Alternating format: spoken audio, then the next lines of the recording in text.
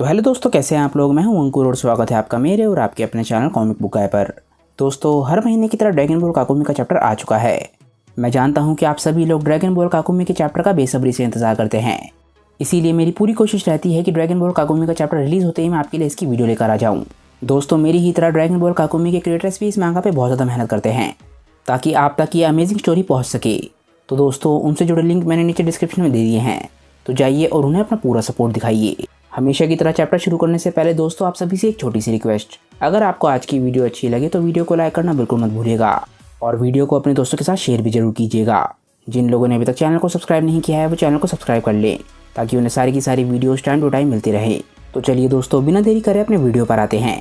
दोस्तों, dragon ball काकुमी के पिछले चैप्टर में हमने देखा था कि बीरस तैयार होकर कहीं पर जा रहा था और बीरस कहता है कि फादर, मैं जल्दी वापस आऊँगा। हम देखते हैं कि बीरस कहीं पर उड़कर जा रहा होता है और वो इस वक्त अपने प्लेनेट पर नहीं है। इस वक्त बीरस किसी और प्लेनेट पर है और यहाँ पर काफ़ी सारे पिरामिड्स बने हुए हैं। शायद ये बीरस का होम प्लेनेट है। हम देखते हैं कि बीरस की आंखें बंद होती है और वो अपने मन में बोल रहा होता है कि मैंने इस फीलिंग को काफ़ी मिस किया। इस प्लेनेट का नाम होता है प्लेनेट गैजाई और ये यूनिवर्स 6 और यूनिवर्स 7 के बॉर्डर पर होता है, यानी कि दोनों यूनिवर्सेस के बीच में। हम देखते हैं कि बीरस फाइनली आके ज़मीन पर लैंड करता है। हम देखते हैं कि बीरस ने एक बहुत ही ज़्यादा शांत और सुंदर जगह पर लैंड करा होता है। यहाँ पर एक नदी और एक स्टैचू होता है, पर तभी हम नोटिस करते हैं कि बीरस के सामने कोई बैठा हुआ है। बीरस इस शख्स के पास जाता है और बोलता है कि अच्छा, तो तुम भी यहाँ पर आए हो। हम देखते हैं कि ये शख्स कोई और नहीं, बीरस का भाई चैंपा होता है और वो मेडिटेशन में बैठा हुआ होता है। चैंपा बोलता है, हाँ बेवकूफ़, मैं तुम्हारा इंतज़ार यहाँ पर 1 महीने से कर रहा हूँ। हम देखते हैं कि बीरस भी चैंपा के साथ बैठ जाता है और उन दोनों के सामने एक ताबूत रखा होता है जिनमें मम्मीज़ को प्रिजर्व करके रखा जाता है। बीरस के चेहरे पर एक बहुत ज़्यादा काम स्माइल होती है। वो बोलता है, फादर, मैं यहाँ पे करीब 1000 साल बाद आ रहा हूँ। इस ताबूत के अंदर शायद बीरस और चैंपा के फादर को रखा गया है। चैंपा बोलता है, बीरस, ये सब कुछ जो हो रहा है उससे मेरा सर दर्द होने लग गया है। तुम्हें क्या लगता है अगर फादर यहाँ पर होते तो कैसे रिएक्ट करते? चैंपा बीरस की तरफ देखता है और बीरस स्माइल करता है। बीरस बोलता है कि एक बात का तो मुझे पूरा विश्वास है कि वो इस सिचुएशन को तुमसे अच्छे तरीके से हैंडल करते। ये सुन के चैंपा के चेहरे पे भी स्माइल आ जाती है। वो बोलता है कि अच्छा, लगता है तुम अपने बारे में बात कर रहे हो। इसके बाद हम उस ताबूत के आगे रखे हुए पत्थर को देखते हैं जिसके ऊपर पेरे लिखा होता है, जिसका मतलब फ्रेंच में फादर है। इसके बाद हम प्लेनेट क्रीपे पर आते हैं जहाँ पर गोटेन और ट्रंक्स की ट्रेनिंग चल रही थी। गोटेन की नींद अभी अभी खुली होती है। गोटेन बोलता है, वीस, क्या हम दोनों ने कर दिया? ट्रंक्स बोलता है कि लगता है तुम्हारे को काफ़ी अच्छी नींद आई। हम देखते हैं कि वीस काफ़ी ज़्यादा सीरियस लग रहा होता है। वो बोलता है कि अब तुम दोनों अपनी ट्रेनिंग के दूसरे स्टेज में एंटर करने वाले हो, जिसका मतलब यह है कि अब समय आ गया है कि तुम लोग अपने गॉडली पोटेंशियल को अनलॉक करो। ये स्टेज बहुत ही ज़्यादा इंपॉर्टेंट है स्टेज 3 की तैयारी के लिए। गोटेन और ट्रंक्स ये बात सुन के हैरान रह जाते हैं। वो बोलते हैं, क्या गॉडली की? वीस स्माइल करता है और बोलता है कि गुड लक। इसके बाद हम देखते हैं कि वीस गोटेन और ट्रंक्स को लेकर एक दूसरे प्लेनेट पर आता है और इस प्लेनेट का नाम होता है प्लेनेट लेस्टिया। वीस बोलता है कि तुम दोनों का प्लेनेट लेस्टिया पे स्वागत है। इसके बाद हम देखते हैं कि वीस के साइड में 2 एनर्जी के बॉल्स आ जाते हैं। वीस बोलता है कि इन दोनों स्फेयर्स को देख रहे हो, ये दोनों स्फेयर्स गॉड की के हैं। मेरी तुम्हें एडवाइस रहेगी कि इन दोनों को अपना बना लो और इस एनर्जी के साथ एक हो जाओ। गोटेन के चेहरे पे स्माइल होती है। वो बोलता है, क्या हमें बस इतना ही करना है? ट्रंक्स एकदम से हंसने लग जाता है और बोलता है कि लगता है तुम मजाक कर रहे हो। वीस बोलता है, नहीं, मैं सही बोल रहा हूँ, तुम्हें बस इतना ही करना है, इन दोनों के साथ एक हो जाओ और ये स्टेप ख़त्म हो जाएगा। इसके बाद वीस दोनों गॉडली की के स्फेयर्स को गोटेन और ट्रंक्स की तरफ रिलीज़ कर देता है। गोटेन बोलता है कि ये तो काफ़ी ज़्यादा स्लो है। वो दोनों बहुत तेज़ी से गॉडली स्फेयर की तरफ बढ़ने लग जाते हैं और बोलते हैं कि चलो चलते हैं। एकदम से वो गॉडली स्फेयर्स गोटेन और ट्रंक्स की बॉडी के अंदर जाने लग जाते हैं। गोटेन बोलता है कि मैं तो इसे झेल पा रहा हूँ। ट्रंक्स बोलता है, मैं भी। पर अचानक से ही हम देखते हैं कि गोटेन और ट्रंक्स के शरीर में बहुत ज़्यादा दर्द होने लग जाता है और उनके मुँह से खून निकल रहा होता है। ट्रंक्स और गोटेन दोनों दर्द से कर रहे होते हैं और दोनों की छाती में बहुत ज़्यादा दर्द हो रहा होता है। वीस इसके बाद हंसने लग जाता है और बोलता है कि अरे, लगता है मुझे पहले ही बताना चाहिए था। पिछले कई मिलियन साल से तुम दोनों के फादर्स के अलावा आज तक कोई भी इन गॉडली स्फेयर्स को नहीं झेल पाया है। ये भी सच में एक चमत्कार है कि तुम दोनों अभी तक कॉन्शियस हो। गोटेन और ट्रंक्स का शरीर बहुत ही बुरी तरीके से दर्द कर रहा होता है। गोटेन बोलता है कि ये क्या है, आखिर हमें अब करना क्या है? ट्रंक्स भी दर्द से कर रहा होता है, पर वो बोलता है कि मैं अपने फादर से ज़्यादा ताकतवर बन के रहूँगा। गोटेन बोलता है कि हाँ, मुझे भी ये झेलना होगा। गोटेन और ट्रंक्स दोनों ही दर्द से कर रहे होते हैं और दोनों के शरीर में से खून निकल रहा होता है। गोटेन और ट्रंक्स ने कभी भी अपनी ज़िंदगी में सीरियस ट्रेनिंग नहीं करी है, तो उनके लिए ये एक्सपीरियंस बहुत ही ज़्यादा नया है, पर उन दोनों की विल पावर बहुत ज़्यादा स्ट्रांग है, इसीलिए वो दोनों अभी तक खड़े हुए हैं। आखिरकार वो दोनों गॉडली स्फीयर्स गोटेन और ट्रंक्स की बॉडी से निकल जाते हैं और वो दोनों ज़मीन पर गिर जाते हैं।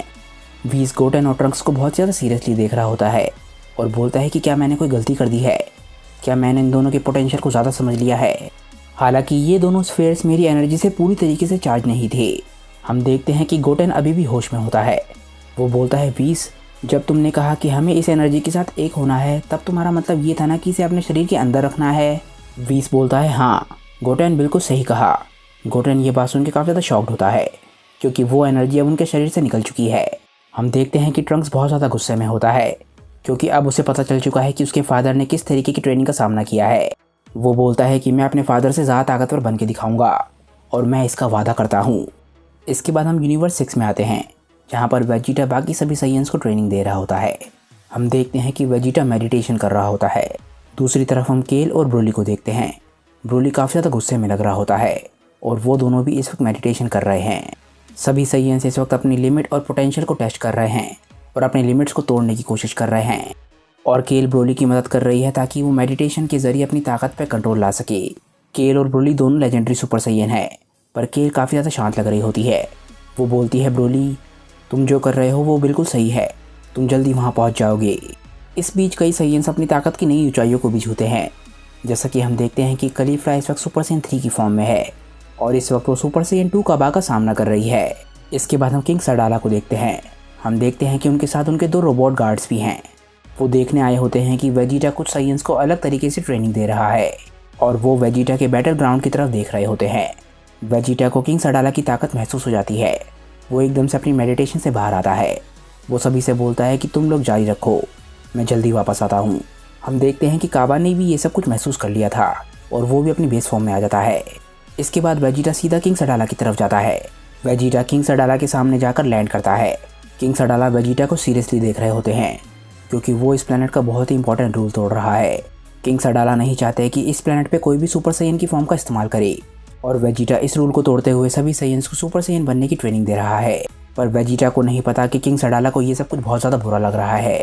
वेजिटा किंग सडाला से बोलता है कि मैं देख रहा हूँ कि तुम यहाँ पर रोज़ आते हो और साइयंस को एक्सरसाइज करते हुए देखते हो। तुम्हारे लिए अगला स्टेप ये होगा कि तुम भी हमारी ट्रेनिंग में पार्टिसिपेट करो। किंग सडाला सीरियसली वेजिटा की तरफ देखते हैं और बोलते हैं कि तुम और तुम्हारे दोस्त कल सुबह इस प्लेनेट से निकल जाओगे। वेजिटा को ये बात सुन के बहुत गुस्सा आता है। वो बोलता है, क्या मजाक लगा रखा है। किंग सडाला बोलते हैं कि मैंने इस बारे में तुम्हें पहले ही चेतावनी दी थी। इसके बाद किंग सडाला गार्ड्स को वेजिटा पे हमला करने के लिए बोलते हैं और हम देखते हैं कि दोनों गार्ड्स एकदम से वेजिटा पे हमला करते हैं। ऑब्वियसली ये गार्ड्स वेजिटा का सामना करने के लिए बहुत ज़्यादा कमज़ोर हैं। जैसे ही रोबोट गार्ड्स एकदम से वेजिटा पे हमला करते हैं, वेजिटा दोनों गार्ड्स को फेंक देता है। वेजिटा को बहुत ज़्यादा गुस्सा आ रहा होता है क्योंकि किंग सडाला अपनी ईगो के आगे साइयंस के फ्यूचर और इस यूनिवर्स के फ्यूचर के बारे में बिल्कुल भी नहीं सोच रहा। वेजिटा किंग सडाला को पंच मारने वाला होता है, पर किंग सडाला ज़रा सा भी नहीं डरता। वेजिटा किंग सडाला को पंच मारने से पहले ही रुक जाता है। वेजिटा शांत होकर बोलता है कि मेरी बात सुनो, पर किंग सडाला बात करने के मूड में बिल्कुल भी नहीं है। हम देखते हैं कि वो वेजिटा के चेहरे पे बहुत ही ज़बरदस्त पंच मारता है और ये पंच इतना ज़बरदस्त था कि वेजिटा, जो कि इस वक्त यूनिवर्स का सबसे ताकतवर साइयन है, उसके मुंह से भी खून निकल जाता है। हम सभी ये बात बहुत ही अच्छे तरीके से जानते हैं कि वेजिटा किंग सडाला से बहुत ज़्यादा ताकतवर है। तो अब वेजिटा किंग सडाला के साथ क्या करेगा, ये सब कुछ हम जानेंगे नेक्स्ट वीडियो में। क्योंकि दोस्तों आज की ये वीडियो यहीं पे ख़त्म हो जाती है। मुझे नीचे कमेंट करके बताइए कि आज की ये वीडियो आप लोगों को कैसी लगी। अगर आपको आज की वीडियो अच्छी लगी हो तो वीडियो को लाइक करना बिल्कुल मत भूलिएगा और वीडियो को अपने दोस्तों के साथ शेयर भी ज़रूर कीजिएगा। जिन लोगों ने अभी तक चैनल को सब्सक्राइब नहीं किया है वो चैनल को सब्सक्राइब कर लें ताकि उन्हें सारी की सारी वीडियोज़ टाइम टू टाइम मिलती रहें। तो चलिए दोस्तों, आज की वीडियो के लिए बस इतना ही। मैं मिलता हूँ आप लोगों को अपनी नेक्स्ट वीडियो के साथ। तब तक के लिए बाय दोस्तों और थैंक्स फॉर वॉचिंग।